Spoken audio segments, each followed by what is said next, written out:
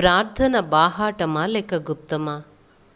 మత్తయి సువార్త 6వ అధ్యాయం 6వ వచనంలో, నీవు ప్రార్థన చేయనప్పుడు నీ గదిలోనికి వెళ్ళి తలుపు వేసి రహస్యమందున నీ తండ్రికి ప్రార్థన చేయము. అప్పుడు రహస్యమందు చూచు నీ తండ్రి నీకు ప్రతిఫలం ఇచ్చును అని యేసుక్రీస్తు ప్రభువారు సెలవిచ్చారు. విజ్ఞాపన ప్రార్థన మరియు ఆత్మీయ పోరాటం అను వాటిపై పునరుద్ధరించబడిన ఆసక్తిని బట్టి నగరాలు మరియు పట్టణాల్లో క్రమంగా చేయు ప్రార్థనా నడకల పద్ధతులు వాడుకలోకి వచ్చినాయి. ఇది సరైందేనా? మొట్టమొదట కనపరచవలసినది ఏమంటే, యేసు మాటల ప్రకారం ప్రార్థన తప్పనిసరిగా రహస్యంగా చేయబడాలి. తన దినాల్లో కొంతమంది మతాసక్తి పరులు ఉద్దేశపూర్వక అలవాటుతో వీధి మూలల్లో బహిరంగంగా ప్రార్థన చేయు అలవాటుని ఆయన ఖండించారు. యేసు మాటల ప్రకారం ప్రార్థనలోని రహస్యము రహస్యంగా ప్రార్థించుట.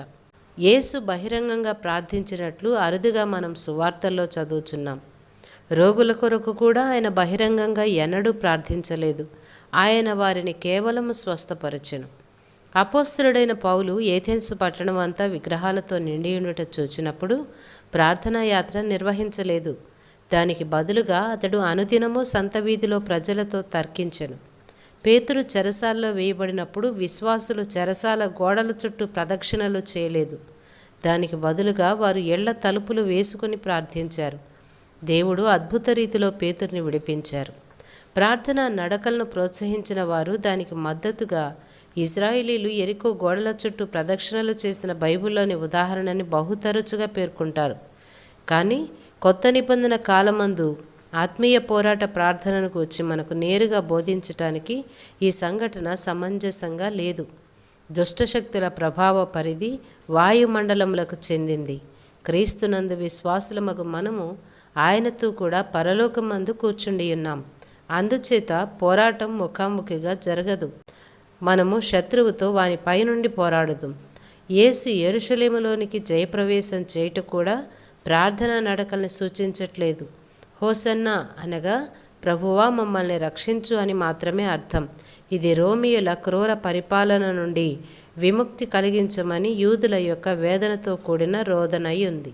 నీవు అడుగుపెట్టు స్థలమును నీవు స్వాస్యంగా పొందుదువను వాగ్దానం పాత నిబంధన హెబ్రీయులకు ఇవ్వబడిన జాతీయ వాగ్దానం. అది భౌగోళికపరమైంది. సువార్త ఏర్పాటులో అవి స్థలములు కావు. కానీ ప్రజలు ప్రార్థనా సంచారములు ఏర్పాటు చేయుటకు వ్యయపరిచే సమయము మరియు శక్తిని తీవ్రమైన సువార్త ప్రకటనకు వినియోగించిన యెడల దేవుని గొప్ప ఆజ్ఞ బహు త్వరితముగా సంపూర్తి చేయబడి ఉండేది. ప్రార్థనా సంచారములు తప్పు కాదు, కానీ అవి అనవసరం. ప్రార్థన ఒక స్థలంలో చేయబడినా లేక మూయబడిన గదిలో చేయబడిన పెద్ద తేడా ఉండదు. ఫెన్నీ జే క్రాస్బీ అనే ఆమె ఇలా చెప్పారు: నీ మార్గంలో ఆనందించుచు వెళ్ళు, ప్రపంచానికి ప్రకటించు, ఇదిగో రక్షకుడు తన నామం ద్వారా తెచ్చును విమోచన.